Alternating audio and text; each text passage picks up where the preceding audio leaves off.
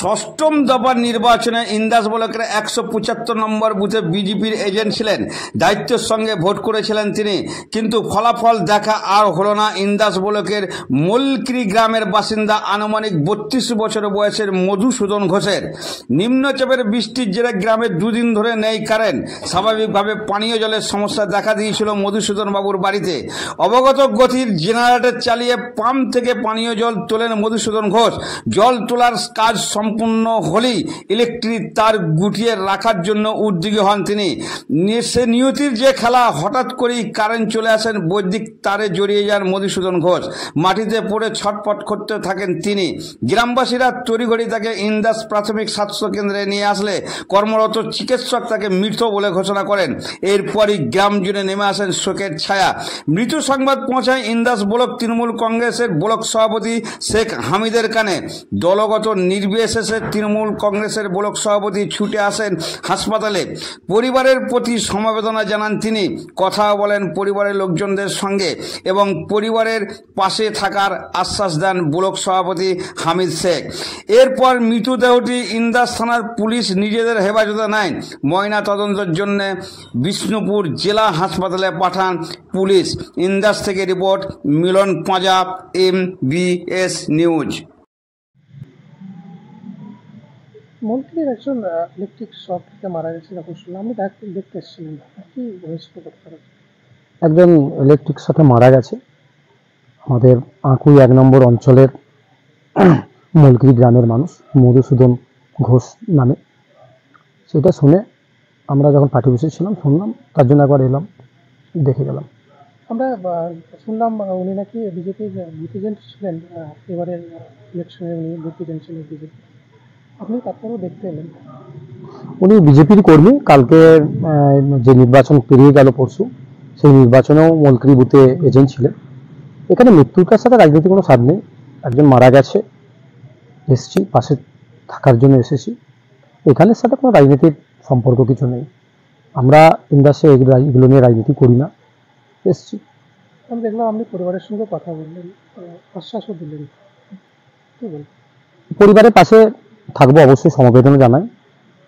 পলিটিক্যালে কে কোন জায়গায় কোন রাজনীতির মতাদর্শে বিশ্বাসী সেটা বড় কথা নয়।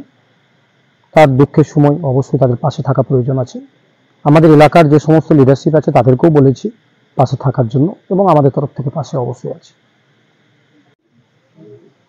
ঘটনাটা কি হয়েছিল? ঘটনাটা কি হয়েছিল বলতে, মানে আমাদের 2 দিন ধরে কারেন্ট থাকেনি। না থাকার জন্য আমাদের একটা জেনারেটর ছিল। ওই জেনারেটর থেকে আমরা একটু তার নিয়ে আমাদের বাড়িতে জেনারেটর চালিয়ে জল তুলছিলাম পাম্পে। সেই তারটা পড়েছিল ওখানে, সেটা আমরা গুটাইনি। তার বিকাল হয়ে গেছে, তখন আমরা আমার ছেলেটাকে আমি বললাম যে বাবা একটু দেখে আয় তো, তারটা পড়ে আছে, গুটিয়ে নিয়ে আয়।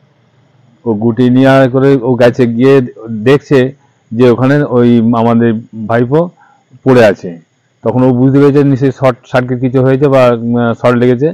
তখন ও আমাকে চিৎকার করে দেখছে, বাবা তুমি তাড়াতাড়ি এসো। আমি ছুটে গিয়ে দেখি ও সে পড়ে আছে। তখন দেখছি ওর গায়ে এইখান বুকটা থেকে আর আগুন বেরোচ্ছে। তখন আমি বুঝতে পারলাম তাহলে নিশ্চয়ই কিছু কারেন্টের ব্যাপার হয়েছে। তাহলে তো হঠাৎ কারেন্টে চলে এসছে, দিয়ে ব্যাক করেছে আর কি। দিয়ে আমি কি করবে ছুটে ধারাতে যাচ্ছি, ছেলে বললো যে তুমি হাত দিও না, তুমি আবার একটু ছুটে গিয়ে ফিরে এসে একটা শূন্য বাস নিয়ে এসে তারটাকে সরিয়ে দিলাম। সরিয়ে দিয়ে যখন তুলতে যাচ্ছি তখন দেখছি ওর মানে কোনো সেন্স নেই, কিচ্ছু নেই। আমরা তুলে নিয়ে যাই বাড়িতে তুলে নিয়ে গিয়ে দেখি যে একটু গরম দুধ টুধ দিয়ে ইত্যাদি করে, কিন্তু কোনো গেলে নেই। সঙ্গে সঙ্গে গাড়ি করে হাসপাতালে নিয়ে আসি। হাসপাতালে ডাক্তারবাবু ইসিজি সব করলেন। ইন্দাস হাসপাতালে নিয়ে এলাম। ইন্দাস হাসপাতালে নিয়ে ডাক্তারবাবু একটু ইসি করলেন, প্রাথমিক চিকিৎসা করাবে। ইসিজি করে দেখলেন যে ঘোষণা করলেন যে সে মারা গেছে। কি নাম? মধুসূদন ঘোষ, বাড়ি মলকিরি। আপনি কে হন? আমি ওর কাকা।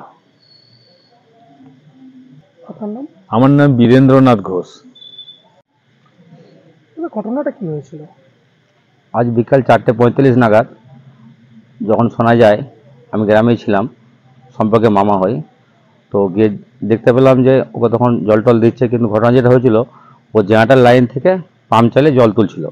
তোলার পরে সেই তারটা পড়েছিল, জেনারেটর বন্ধ ছিল, কিন্তু আমাদের গ্রামে 2 দিন কারেন্ট ছিল না।